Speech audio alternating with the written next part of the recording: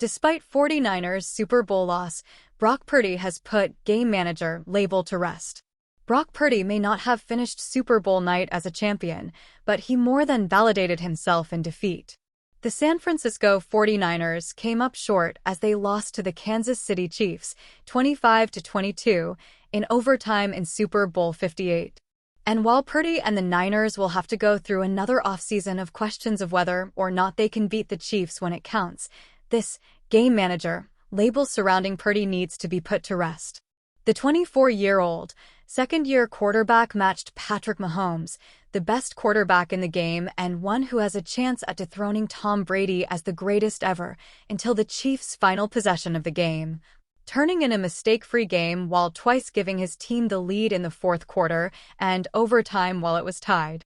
Purdy's final numbers of the night were as follows: 22 of 38 for 255 yards with one touchdown, no turnovers, and just one sack taken all night against the Chiefs' ferocious defensive front. If there was one criticism that could be pointed towards Purdy's way, it's that he didn't convert those late field goals into touchdowns to seal the game.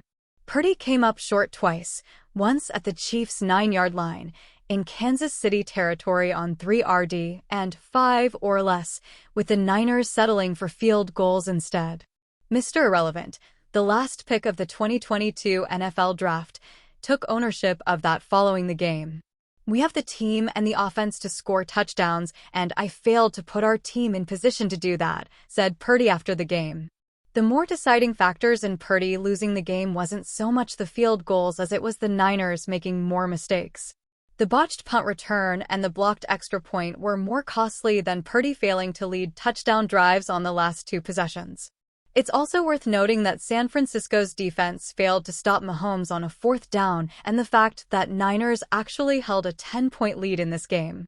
While Purdy certainly doesn't play the game for moral victories or the media's approval, his gutsy performance where he matched Mahomes blow for blow until the very end, with one less turnover, should put to rest this silly game manager label that's only in place because of his draft history.